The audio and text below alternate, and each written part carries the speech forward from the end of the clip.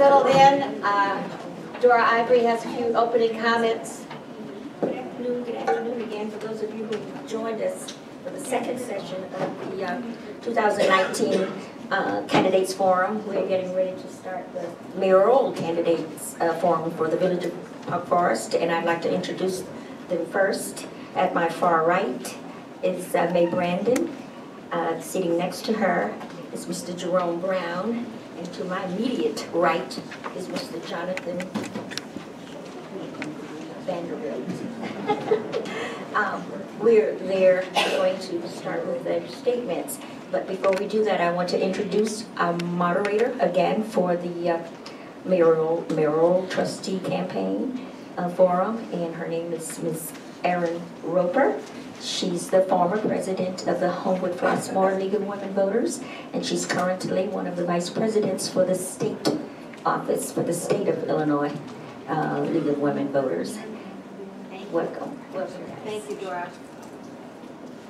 For those of you who were here for the first part of the candidate forum today, the trustees, this will be a repeat, but I need to give all the directions, so the ground rules, so that everybody understands what the expectations are for the audience, and so we can assure just a smooth, respectful candidate forum this afternoon. I'm just very pleased to be here again. As I mentioned earlier, I was here a couple of years ago. I was very honored to be asked to attend, and it was just such a pleasant experience. This is a wonderful group of people in this village, and so I think the organizers of this event are very pleased to see the great turnout we have today, so kudos to you. Reminder for those who may have come in after I reminded you about turning off your cell phones. We don't want any surprise eruptions of music or otherwise. So that's respectful to our candidates that they're not interrupted. Also, you should be aware that each candidate did sign their agreement to abide by the league rules, which involve drawing lots to determine who would be the first speaker for the day, and they're currently sitting in the order in which the lots were drawn. They will make opening statements of up to 2 minutes, and how do we know it's going to be 2 minutes when the 2 minutes is up? Because we have these dynamic timekeepers sitting right here in front of us, Merle Martin and Sally Wallach. One is watching the timer on her phone, which is flawless, will not make any errors, and then Myrtle holds up these paddles so the candidates can see just how much time. So not only do they have to concentrate on what they're saying, but they have to keep track of how much time they have left.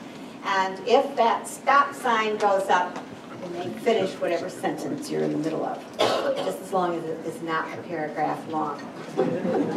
Okay, and then also, you will see somebody maybe taking pictures or videotaping, but this is for the use of the village, and therefore, this will not be used for any of the candidates for their publicity purposes. That's a league rule that we hold throughout the state, in fact, throughout the country.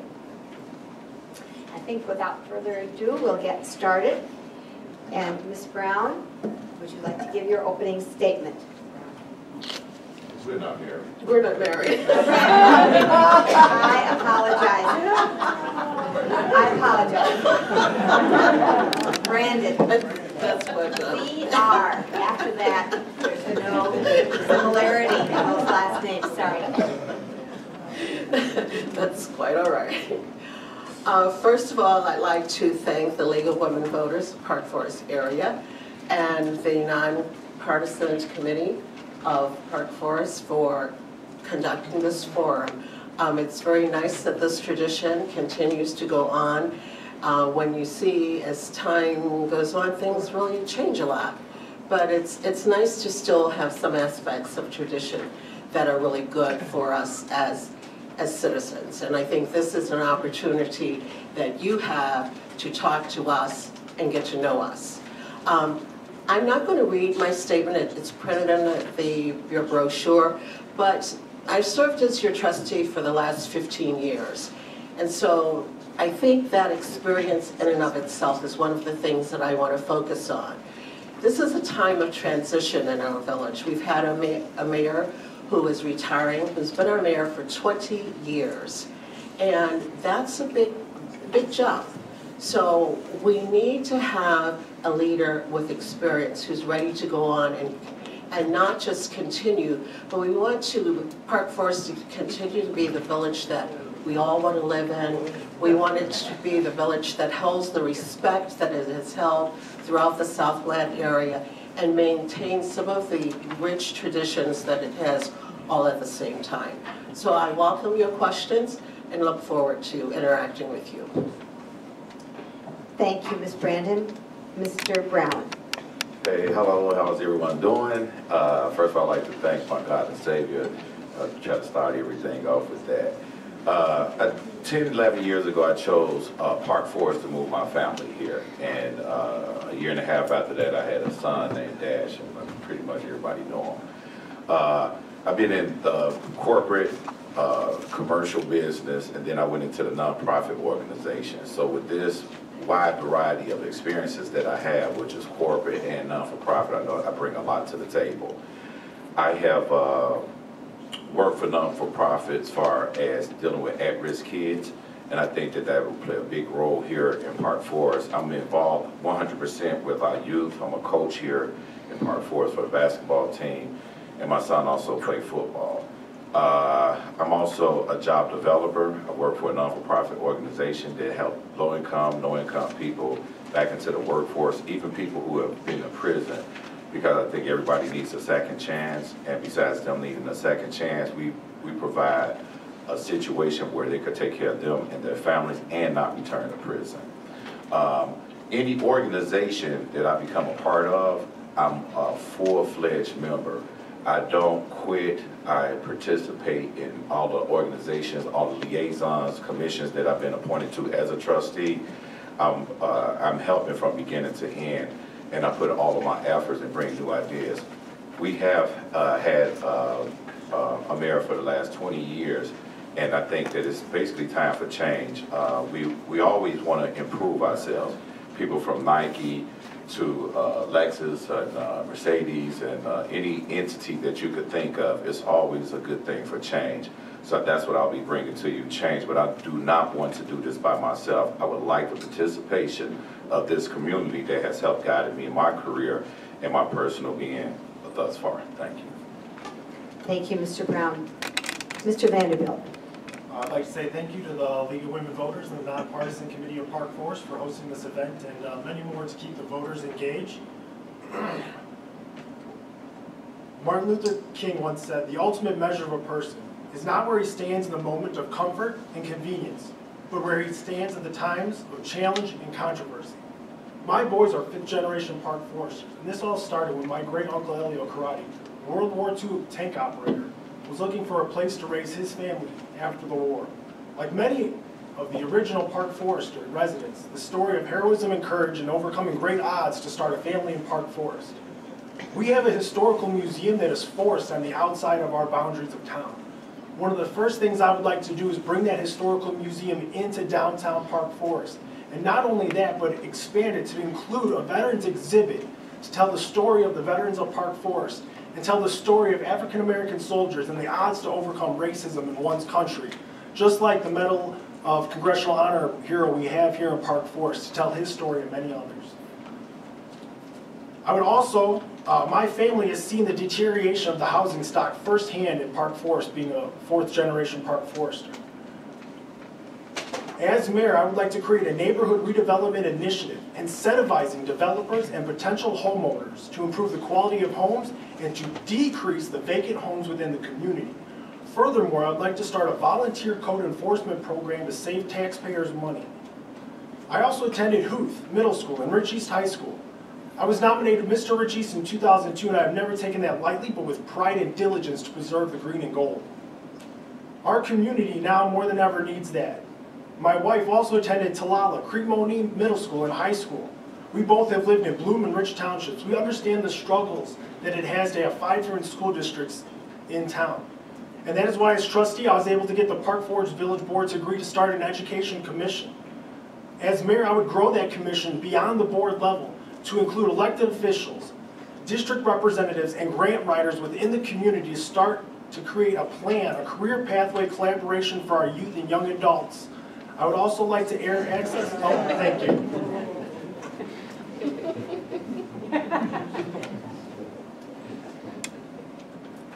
All right. Thank you for the opening statements, and now we will proceed with the questions that have come from the audience. And Mr. Brown, in the rotation, you'll be first to answer this question. What is the most critical issue facing the village today? That's a no-brainer, it would be taxes. What do you want me to elaborate on? That would be great. I think the audience would appreciate that. So basically, it will be taxes, and there's a lot of rumors going around now saying that there's nothing that we could do with the taxes, with as high as they are. The two important things, the most important things that we have in the Southland right now is I-57 and the metro station. And what we have to do is understand that we need to build in those two entities. I-57 is a little bit away from us, but we have a metro station that's right next to us. Actually, it's parallel or adjacent to us. I know a lot of people right now is talking about renovating the downtown area. We have Lincoln Highway. I think we have the best part of Lincoln Highway that exists on Lincoln Highway, and that's because we're right next door to the. 1 minute. Okay. So that's it. Can I finish the sentence? Yes, sir. So with butting up against the metro station next door, I know that we could put commercial business and residents on that piece of land that we haven't fulfilled yet. Okay, I know that goes fast, doesn't it? Yes. 1 minute. I mean, sometimes, I guess, when you're in the dentist chair, 1 minute seems to take forever. When you're trying to answer a question in a succinct way, it goes by fast. All right, Mr. Vanderbilt, your answer to what is the most critical issue facing the village today? I would agree, taxes, property taxes, water taxes. We've got to start understanding that long-term solutions for the depopulation of the village, because at one point we were 31,000 residents. Currently we're 21,900 residents. That means 1/3 of our population is gone. That means 2/3 is making up the difference in the water plant. That means 2/3 is making up in the water debt. That means that we're making up 2/3 the difference in the property tax bill. And I'm not just talking about school districts here. I'm just talking about the village. This past year, since I've been elected, we have not raised taxes last year in property taxes. The last 15 years, all we've seen is raises in our property taxes. And I believe that's all that's going to continue to happen. When we spend $450,000 on a park next to Village Hall, when we have other parks that are deteriorating around us, there are better ways to be spending our money. I'd also like to start a summer youth employment program. Growing up in the village, I know what it's like to have not a lot of work in the community. I worked at Strickler's back in the day. I had the blessings of places to work. I want to bring that back for our residents, for our youth. If we can't do that through businesses, we can definitely do that through the municipality level. Thank you.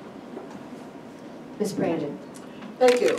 Yes, everyone knows our biggest challenge are our property taxes. But now all of those taxes are not ours. The majority of the taxes that you get for your tax bill goes to the school districts. And I think often people forget that. I would love to see as much investment from the public and the school districts and their boards and to keep up with what's going on so that you can keep track of those dollars. Your tax dollars that come from the village, I feel, are well spent. In terms of the park that just went up next door, that was through a grant money. We are very good, you hear me? We are excellent at using anybody else's money. Anybody that will offer us money, we will use it. And so we've gotten many, many millions of dollars in grants that we've been able to use because we have a grant task force. And when there's money, that opportunity that becomes available, we use it. Thank you. Just a clarification, sometimes the candidates may hear something being said by another candidate and they might feel like they'd like to offer a rebuttal, but these league rules for this particular candidate forums, we do not allow that. So, just so you know. Next question, and we'll start with Mr. Vanderbilt. What are your unique qualifications for being mayor of Park Forest? One of the unique things is I've been in this budget for the past 10 years. You know, some say, oh, you've lost 2 times. That doesn't matter. I've been in this budget. I've been looking at things. I've grown up here. I attended Huth, Rich East, and through all that, what I want to do is create a collaboration, and working on the Booster Club is start creating a collaboration where we are hearing daily and weekly news from our school districts, presented to us on cable television, on internet access, and provide that, and it's going to be by our students, and they're going to be leading that way.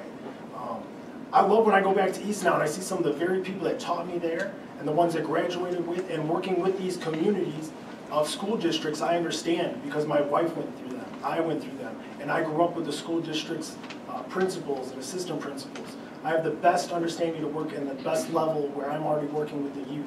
Also, I'm already working with state legislatures. I'm already going down to Springfield on a quarterly basis, working with our legislators to help fight property taxes, to understand, working with Cook County Commissioner Fritz Kagi in lowering our property taxes and how they are assessed in Cook County. So thank you. Thank you. Mrs. Brandon? Would you mind repeating the question? Not at all. No, that's fine. What are your unique qualifications for being mayor of Park Forest? I think the top one is that I have been a village trustee for the past 15 years. And for the past several years, the senior trustee, which means that I serve as mayor pro tem in the absence of the mayor. And I've had that opportunity to do that on several occasions over the years. In addition, my leadership skills cover a wide range from my professional organization, which is the Illinois Occupational Therapy Association, which I served as president. I've served as president to civic organizations here, the Park Forest Kiwanis organization.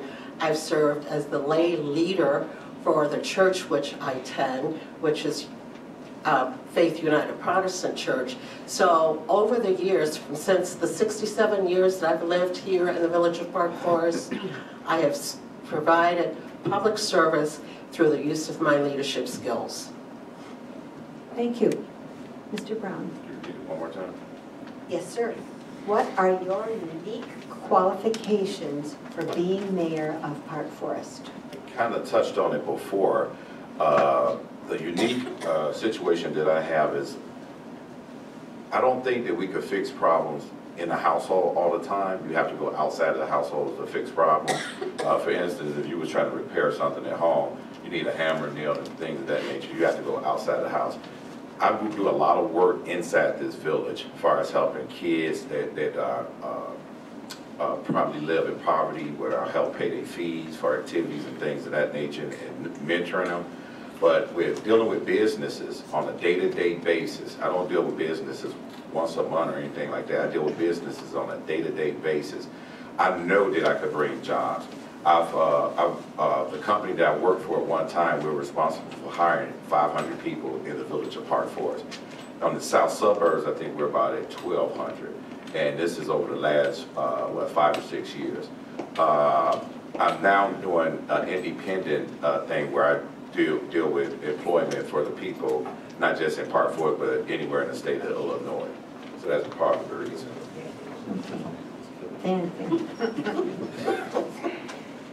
Next question. Sorry.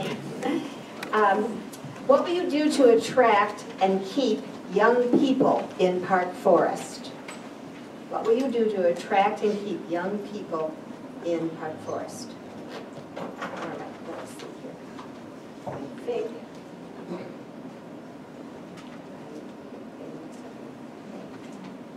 Vanderbilt?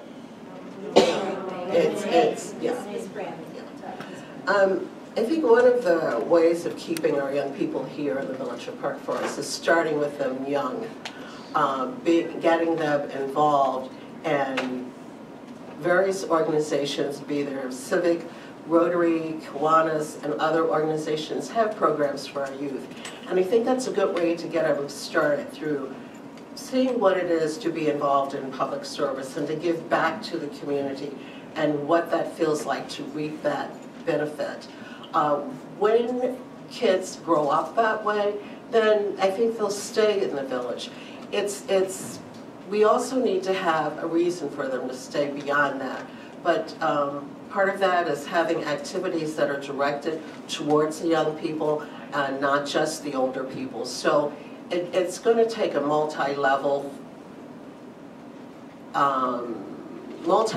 approach to look at how we keep them in. We start from the beginning, and our hopes is to, when they reach that age that they may be ready to leave, have a ways of bringing them back and keeping them here. Thank you. Mr. Brown. Okay, I would agree with Brandon, is that we have to get our kids invested and involved at a very young age. Once again, my son, he's involved in everything. He's at more board meetings and than most people who are on boards. But so he knows how Park Forest functions. He knows how government functions. At the same time, we have to look at transportation. We have to look at housing. Right now, we're suffering with transportation and housing. Once again, this piece of property that Park Forest have here that's butt up next to the metro station, I would love to build condos there, storefronts at the bottom, because that's what they're used to downtown. They could walk out of there, jump on the metro, and be downtown at their jobs in 35, 45 minutes without worrying about traffic and all of that kind of stuff. I think that we'll be able to bring them back home.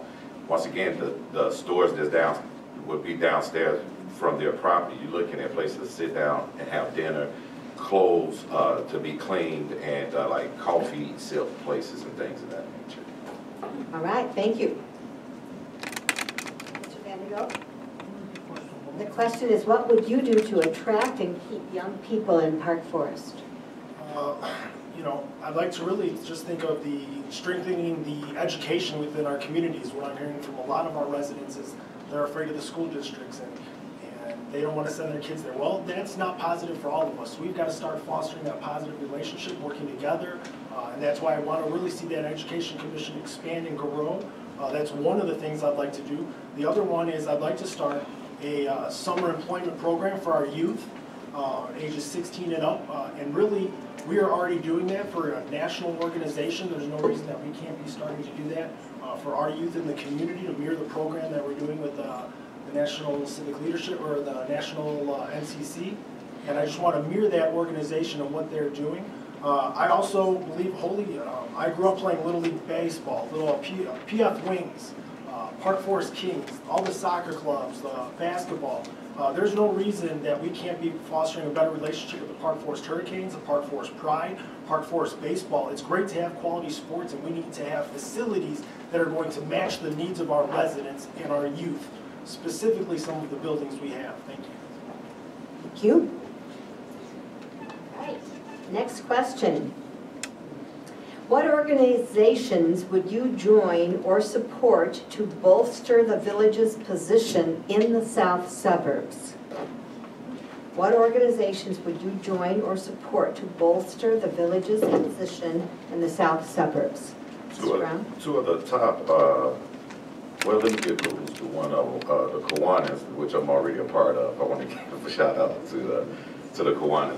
But on top of that, the two important will be the mayors and managers.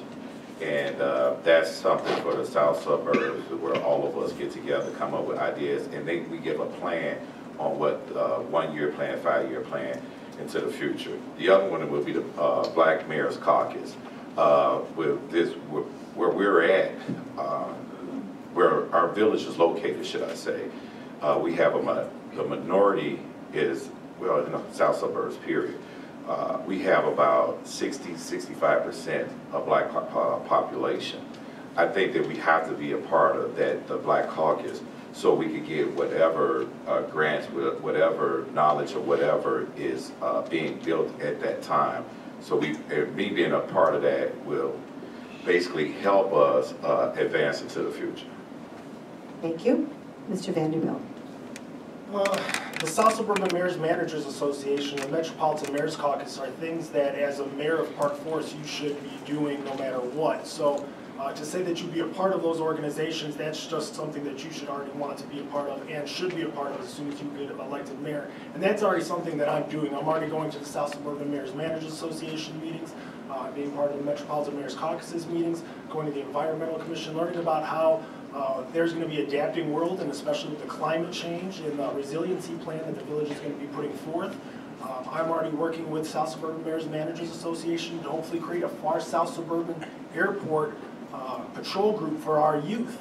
And this would help them and help a career pathway in aviation, because if you're part of the Civil Air Patrol upon graduation, you'd already be put into a Civil Air Patrol Air Force or in employment. So that is something that we can be bringing to our youth out of the South Suburban Airport. And many people say, well, why are you for it? Why are you against it? It's too late. We as taxpayers already own land. We own 4,900 acres, and we are already footing that bill. So it's too late to say no to the airport. It's how can we benefit from the airport. Thank you. Okay, Ms. Brandon. Park Forest has long-standing membership in the South Suburban Mayors and Managers, as well as the Mayors Metropolitan Caucus, as well as the National League of Cities. And all three of those organizations are very important, both from a local as well as a national. So it's important to know what's going on locally, which we get through our Metropolitan Mayors Caucus as well as South Suburban Mayors and Managers. But on a national level, that gives us another picture, because then we see how small towns also across this nation, how they deal with some of the similar problems that we have. And in addition, there are other organizations that I would be involved, that I have been involved in and continue to be involved in. I'm involved in the environment program, the sustainability. I'm involved in Will County's economic network. I'm really have gotten, there's something about that sign. It's just like, so excuse me. But to finish that sentence, I've become very involved in the Will County aspect of our town. Thank you. I was just going through all the cards. At the very bottom of this stack is this announcement. I hope maybe it's been addressed already, but just in case it hasn't, someone's car windows are open. A Ford Fusion, license plate number AS22468. They asked me to please announce that. So hopefully it's been discovered, or if that's your vehicle, you might want to go close the windows. All right, next question. Should the mayor be able to unilaterally hire and fire village employees? Okay. So that starts with Mr. Vanderbilt. Well, that's an easy question, because we don't have that type of government here in Park Forest, and I appreciate that we don't have that type of government in Park Forest. When you start looking at other municipal governments around us, you start seeing that maybe having a non-partisan, non-slated option for your mayor is best, but then also to really have the knowledge to know that it's the mayor is the point, and the board's point is to hire the village manager, and the village manager runs the day-to-day operations. And if there's someone that needs to be fired or hired, that should be going through the village manager first and present that to us as a board then if we need to vote on it. But in day-to-day operations, I would not want to be involved whatsoever. I'm not the professional to understand water meters or understand our water chemical supplies. And in terms of what has to be adjusted, I'm not the one who's, thank you very much, appreciate it. There's somebody who follows directions. Okay, Ms. Brandon, you next answer the question. It's very simple, no. It's not, that's not our type of government. The mayor hires our village manager. The village manager takes care of the daily businesses. The village manager and his management staff are the ones who hire our professionals. And I wholly trust in them to do that. If there is an issue, we address that with the village manager. And if the village manager doesn't serve to the best that we think he or she should be, then that is up to us as a board to make changes. Thank you. Mr. Brown. This will be a quick one. I agree with two other candidates that's here now. I don't think they mentioned the type of government that we're under is council management. And you have to respect the position. And so therefore, there's really nothing else to say. No, I wouldn't want to have anything to do with the day-to-day operation. Thank you. In that capacity.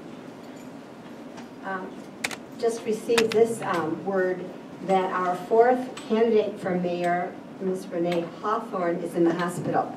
So this is why she's not here today. And I'm sorry, I don't have any other details to share with you at this time, but that's why she's not sitting up here.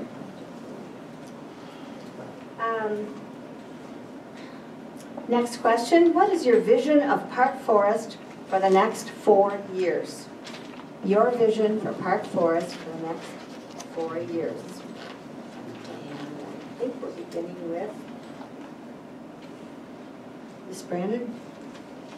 My vision for Park Forest for the next 4 years would be to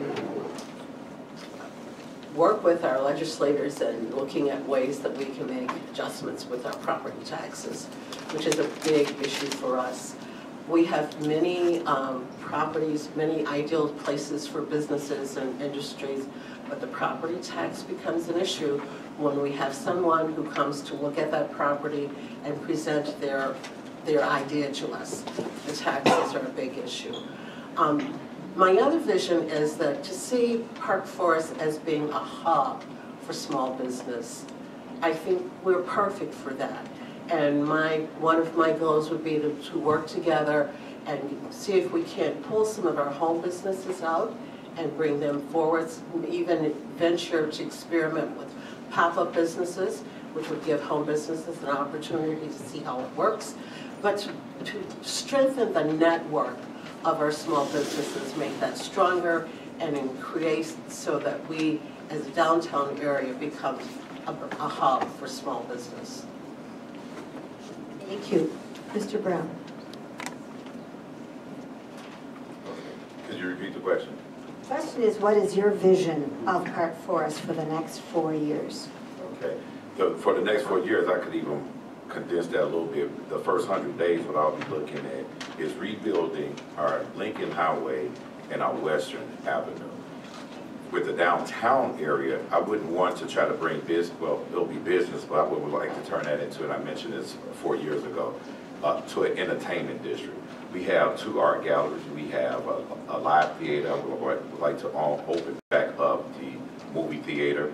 I have a kid that's 9 years old. Anytime we celebrate, we have to go out of town to celebrate. So I would want to put up some type of a kid zone where our country choir was once is totally big enough. I would also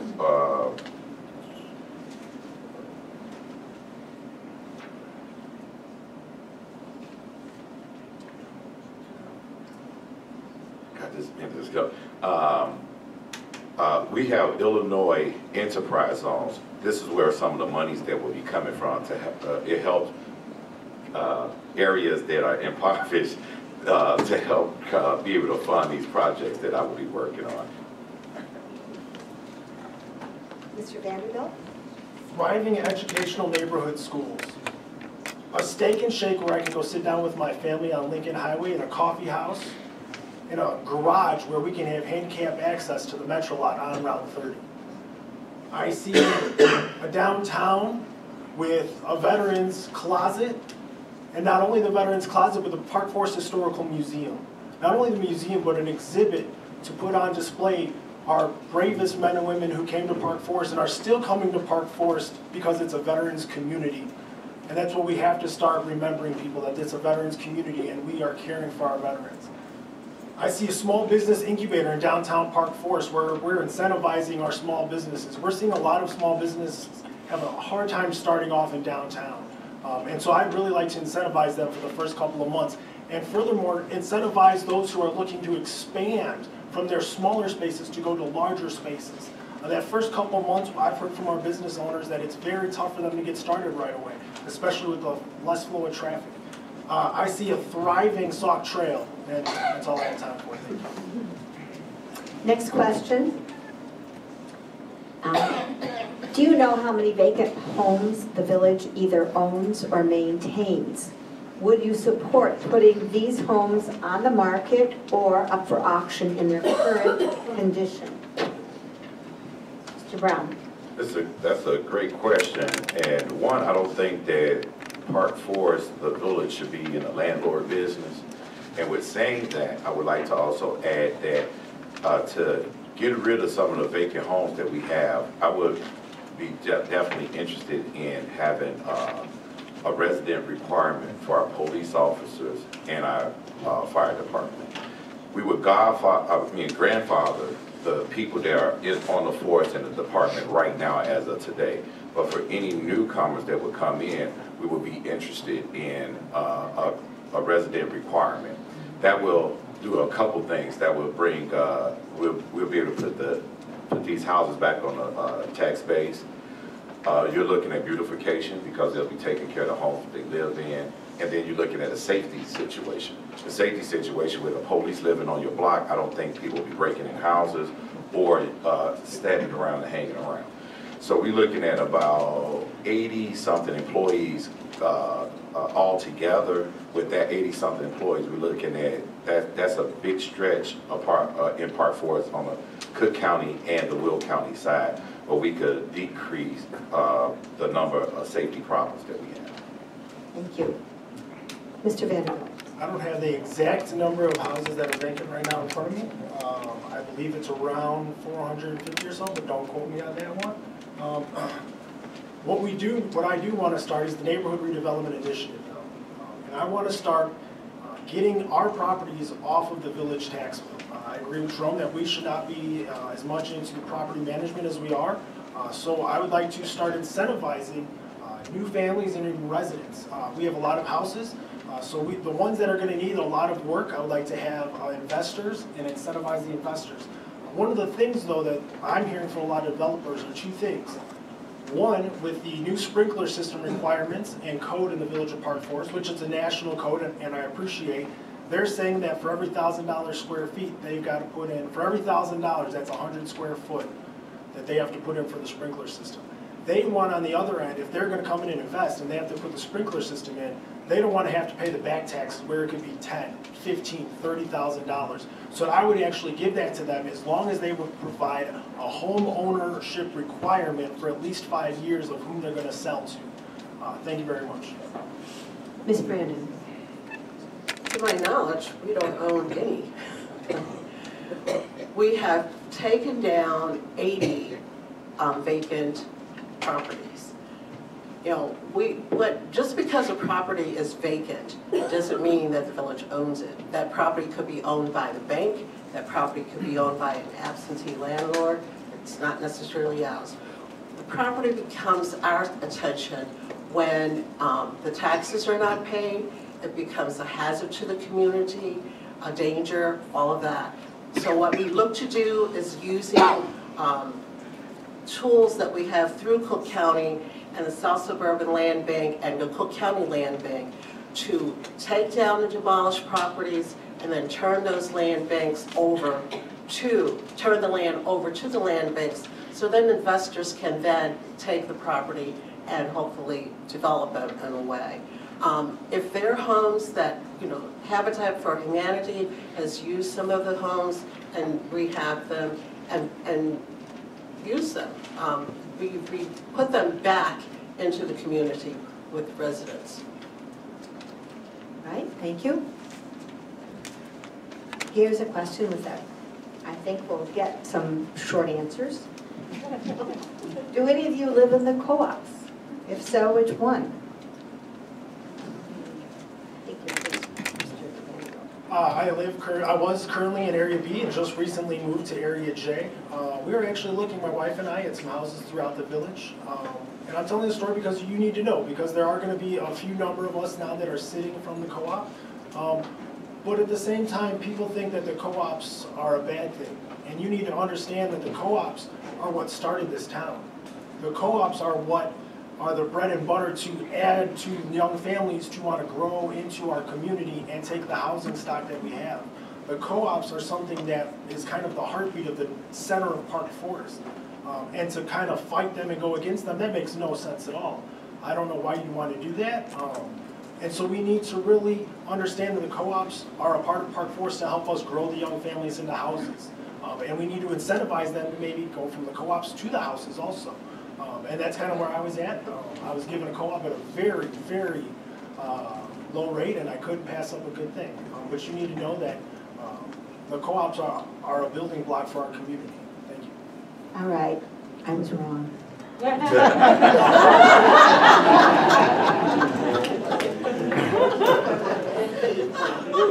Ms. Brandon? You should know better.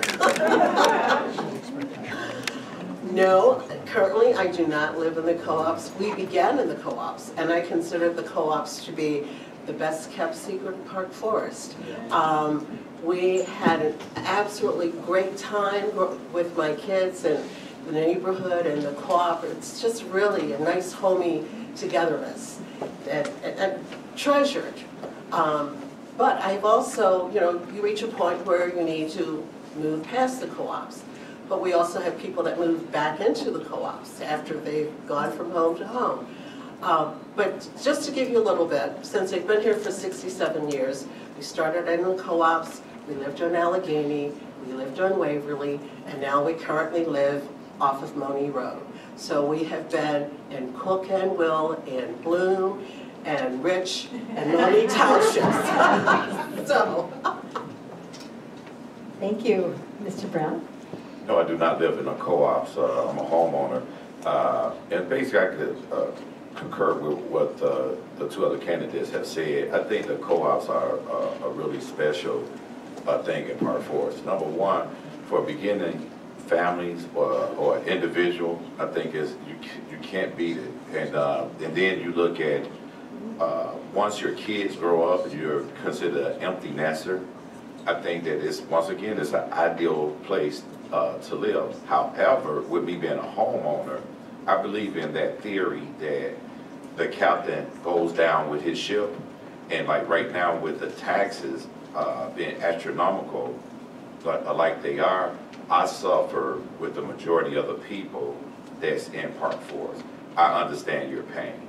And with the taxes that I'm paying, when you're telling me the pain that you're suffering because of the taxes, because of the property taxes as a homeowner, you have a ear that definitely wants to hear and fix the problem. And so I don't want to get this confused. The co-ops is a wonderful place to live. It's safe, it's super clean, and it's affordable for beginners and empty nesters. Thank you. Next question, it has to do with that park created using funds received from the CN Railroad settlement. If you are a current trustee, did you vote for or against using the CN funds for a park, and why? If you're not a trustee, how would you have voted and why? Ms. Brandon, you're up. I'm up. The CNN money that we got came as a result of us selling, I believe it was like 3 acres of land to them. And that money was used for a variety of reasons. And one of them was to do the train park that sits there beside the railroad. Being that there are a number of train fanatics and people who love trains, it was an ideal place to put it. Yes, I voted for it, but also for the way that we use other money. Some of that money went for economic development, some of the money went for roads, some of the money went for sound remediation. That money went for a number of different reasons, and it really served us well. Mr. Brown. Can you repeat the question? Question has to do with the creation of the park, which used funds received from the Sea and Railroad settlement. If you're a current trustee, did you vote for or against it? Why? Using the funds. And if not a trustee, how would you have voted and why? I'm not a trustee at this present time, but if I was a trustee, would I have voted for it? No, I wouldn't have. We have a lot of parks, and we have a lot of nice parks. Central Park is one. Summernock Park is another one. But at this time, Summernock Park has lost its pavilion, and I think, I don't think I would have put the money toward that. You have to be careful when you make a comment like I just made, because certain grant money can only be used for certain things. In this case, if it was able to be used for any park, I would have went and helped the parks that are suffering at this time. The other thing is, I'm known for not voting just for the vote to go along with. There was an ordinance that came out about loud music and confiscating cars. I think the person who had loud music should be confiscated or fined. I don't think that a car should be confiscated. That was an ordinance that I voted against. And once again, you look at the build-up, the makeup of Park Forest is really single women that are working.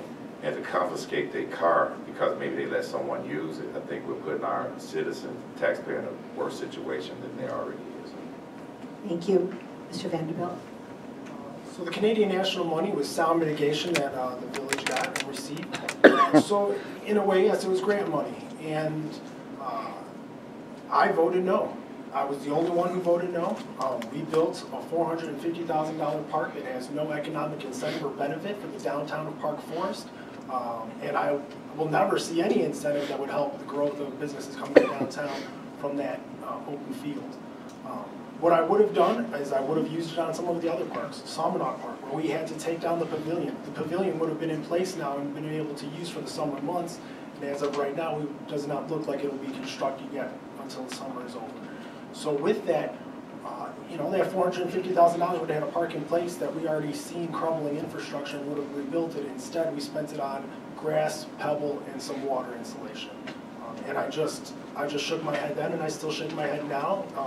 But this is something that we've seen throughout the 15 to 20 years, is a type of just kind of go along and say yes or no, or just usually yes to whatever they're told.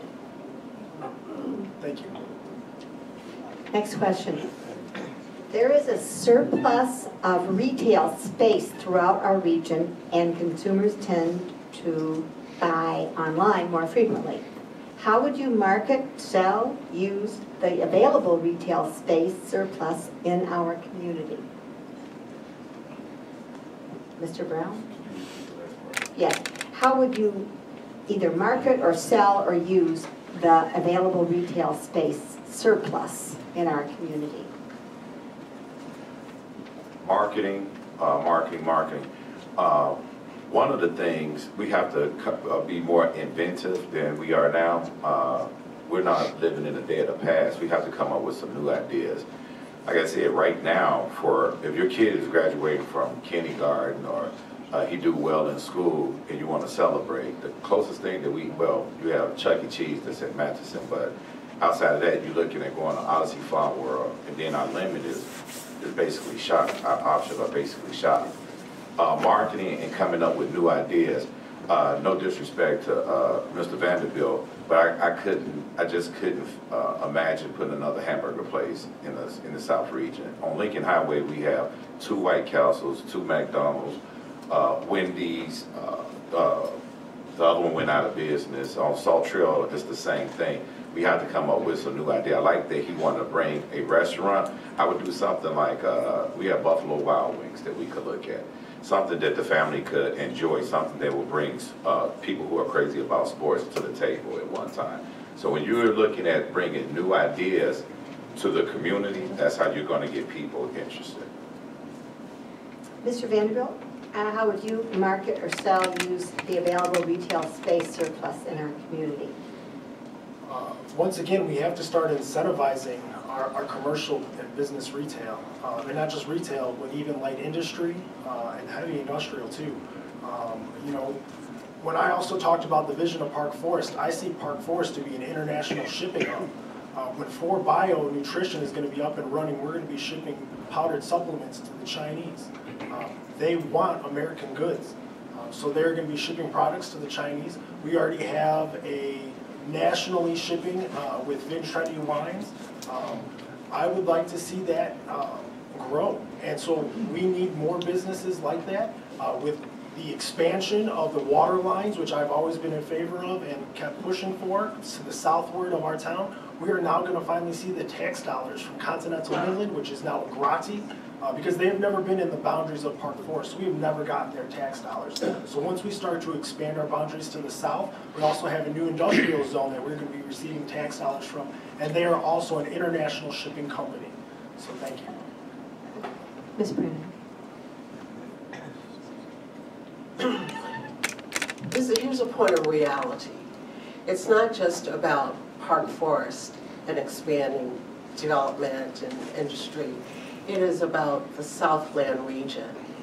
When you look at Cicero and Lincoln Highway and all of the empty spaces, which is much more empty spaces than we have, and you go in the other direction, again, you see more empty spaces. This is not a Park Forest problem. This is a regional problem. And I think we have to work together as a region to come up with ideas, because when one community gets something going, the rest of us will eventually benefit. The latest thing being the Country Club Hills selling the land that was going to be the outlet mall that never got to be. Now it's going to be a logistics center. That's a big thing, because then that is going to bring more to the Southland east part of this country, of our communities, in which we will be able to have some benefit from it too. So it's a much larger issue than just Park Forest. All right. In the Park Forest governmental structure, the mayor or village president often has less day-to-day influence over the village than the board of trustees and village manager. Why would you wish to leave the board, and what would you bring to the position of mayor that you cannot do already as a trustee? Mr. Vanderbilt, you're up.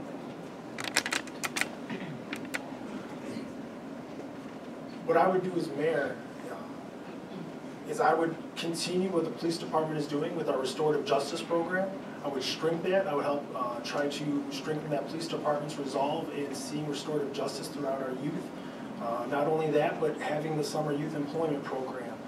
Looking for things that are already being done throughout the communities in the South region and beyond. So we could start having cell towers throughout the community. We could start permitting those. And what's going to happen is we'll be able to get that fees back from those small cell towers without the community. We've got to start looking for other revenues throughout the community. Another thing when we talk about bringing young families is partnering with ride-sharing programs. So right now, there are ride-share programs through other municipalities where they're helping supplant ridership from their houses to the metro line. I would like to see us partner with Uber or Lyft and create a ride-sharing program within the village of Park Forest. We no longer have a taxi service. We're not seeing any money or revenue from the taxis. When we partnership with Uber and Lyft, we'll be able to get another funding stream from that. And we're also seeing that their employment rate is high among the youth and minorities, something that would help this community greatly. Thank you. Ms. Brandon? I would like the question read again, please. Okay. In the Park Forest governmental structure, the mayor/village president often has less day-to-day influence over the village than the board of trustees and village manager. Why would you wish to leave the board, and what would you bring to the position of mayor that you cannot do as a trustee? First of all, the board does not have control over the day-to-day, if I'm understanding that question, day-to-day operations of the village. That is the manager's job. And to be real honest with you, as a trustee member, I got involved in a lot of things, a lot of activities, a lot of commissions, a lot of different programs. What we had at this time is a leadership opening, and I'm asking for your vote in that leadership opening so that puts us in a different place. It puts us in a chair where bigger decisions are made that will benefit our community. And that's the reason that I am asking you to vote for me for mayor, so that we will have a seat at those particular spaces that we need to have to make the big decisions that we need to make for our benefit. I'll ask for repeat the question. I think they left some word up. They said meet the board. Well, I think assuming that all the people in front of them were already on board. But if you were a trustee, why would you want to leave and become mayor? Oh, okay, I get it now. Okay, so this person states that the village president often has less day-to-day influence over the village than the board of trustees does. So therefore, why would you wish to leave the board, and what would you bring to the position of mayor that you cannot do as a trustee? Well, if you were a trustee. Yeah. No one have more leverage than the mayor. Everyone have an equal vote, you know, and like they say, when you're trying to get something done, the lucky number is 4. And however that 4 come, whether it's with the mayor or without the mayor, that's who basically rules up here. The other thing, what would I do that I couldn't do as a trustee, not so much what I would or wouldn't do as a trustee or a mayor, but I would want to bring a collective community board that is not appointed, that we have true volunteers to help structure and make decisions on what we want in this village. The commissions and things of that nature that we have now, they're called volunteer positions, but those positions are appointed. And I think it's kind of kamikaze, if you will, not being able to volunteer in your own town, especially you being a taxpayer. I think that if you want to volunteer to be a part of a commission, especially when it comes to development, I think that you should be able to be a part of that commission. So what I would do is get a community panel where you will help make the decisions that you have to live by. Okay. I think we have time for one more question before we have closing statements. And this is, there are more than one question left, but I think you only have so much sitting power, right?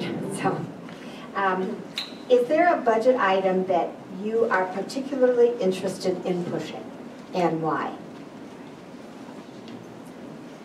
We'll start with Ms. Brandon. Budget item that I am particularly interested in pushing. I'm just reading what was written. I'm just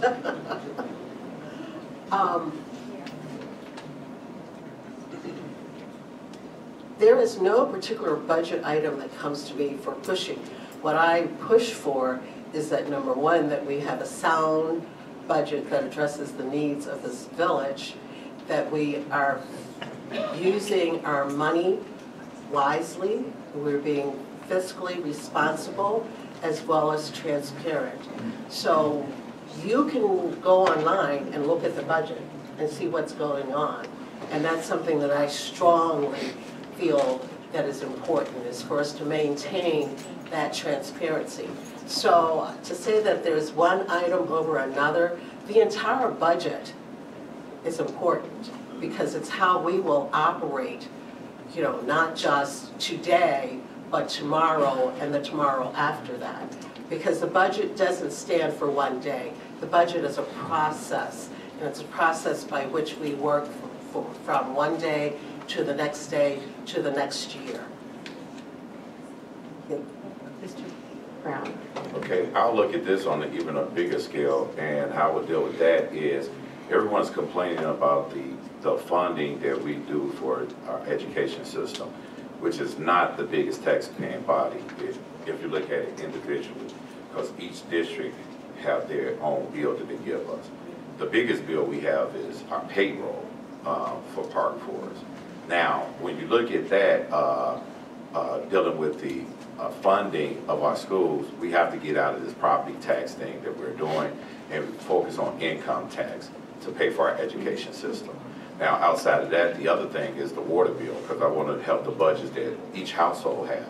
Once again, we have to find a way to tap into our Chicago water system. I have a few bills, which is one is Park Forest, and our neighboring town, which is Chicago Heights, but you can also look at Madison University Park, yada, yada, yada. These bills are almost the same amount. This one here is mine, which is $113. This here of Chicago Heights is $136. They're paying more, but that's for 2 months. Ours is 1 month, and it's almost the same as theirs, 2 months. When you itemize the bill, you'll see the difference that we're paying by having well water. So don't take my word for it, just do the comparison yourself, and you'll see how we could save money by being able to tap into the Chicago water system instead of well water. Thank you. So out of all of them, you know, there's a lot that I'd like to look at, and I think that's going to happen with the next board and the next mayor. Hopefully you'll be voting for me.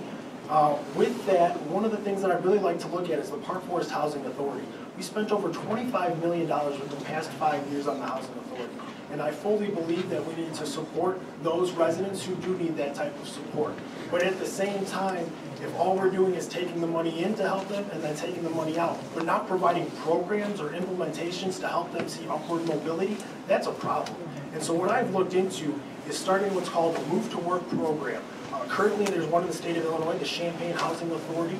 And that Move to Work program is for small housing authority entities where it'll provide education training, child care reimbursement,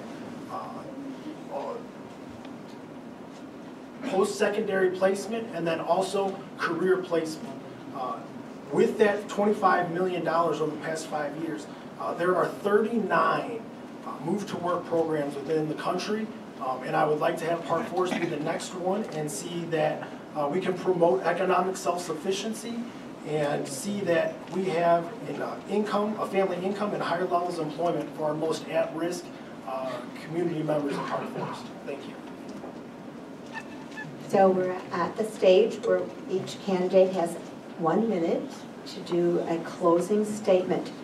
And when we're finished, I'm guessing, Ms. Laura, can you tell me if the candidates want to mingle in the audience, and if people have any particular questions that didn't get answered today? Is that possible?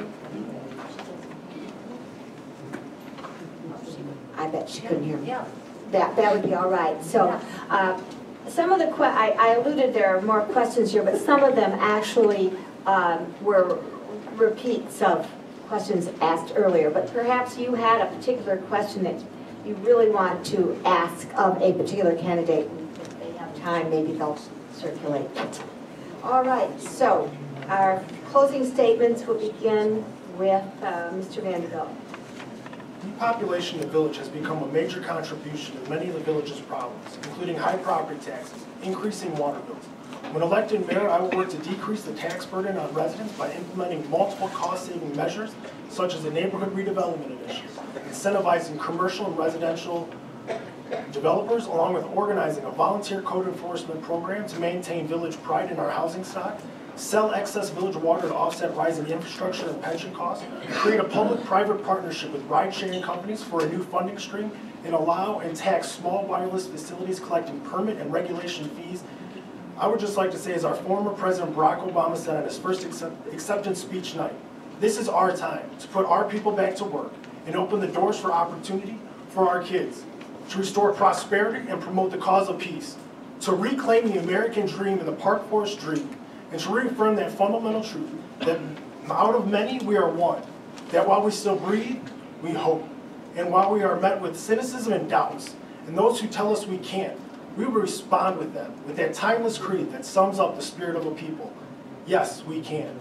Jonathan will look to continue cost-saving measures for our residents and revitalize Park Forest. He can't wait to share his passion and love with Park Forest as you as mayor. Thank you. All right, Ms. Brandon. Oh, I'm sorry, I thought it was going to be Mr. Brown You know next. what? You were right. You keep better score than I do. Mr. Brown. I think she was saying you called her Ms. Brown. Did I do that? No, you didn't. I think she was No, actually, I think Mr. Brown, you are next on the. Okay, as I close the statement. All right, like Mr. Vanderbilt said, that it's, you know, it's time for change. I'm not going to fill everyone's heads in here with dreams and wishes and things I hope to do, but I want to let you know, look at my track record and see what I've done. I want to continue to do what I've been doing, getting people employed, helping people with situations, getting people out of poverty, bringing businesses to town. I have people, and I can actually have them at the next meeting, or if anyone wants my number, of companies that I could bring here, starting with warehouses. I also have a youth organization that I just started called LOTS, because we do a lot of things. We're doing a mentoring program, and I just had a guy, he'll be coming here shortly, where we were doing mentoring in basketball, but now it's going to be filled with the theaters, acting, singing, live theater, and things of that nature. I want to be the person that come here and represent you all. I'm a fighter. I don't give up. I want to spearhead the growth of the Southland, starting with Park Forest as being a model community for our people. Thank you. Brandon. Thank you. Once again, I want to thank the League of Women Voters, Park Forest area, and the Non-Partisan Committee of Park Forest for hosting this forum. As I said, I think it's a tradition that it's nice to see that continues. There is value to traditions. I have been here for 67 years, and believe me, if I didn't believe Park Forest was a great place to live, I would not be here. I continue to be here. I look forward to serving as your mayor and giving you my service to you as a village, so that we can continue to grow, we can continue to challenge. We have many challenges, just like everybody else, but there are different ways that we're going to do it. Change, yes, it's a change because we're transitioning from a mayor who's been here for 20 years. So there will be a natural change that will occur. But in that, I want to make sure that we maintain the things that are good about Park Forest, and that is our fiscal responsibility and the type of government that we have come to know as being well run. Thank you again for your patience. Thank you for your considerations, and I look forward to any other questions that you may have. Thank you.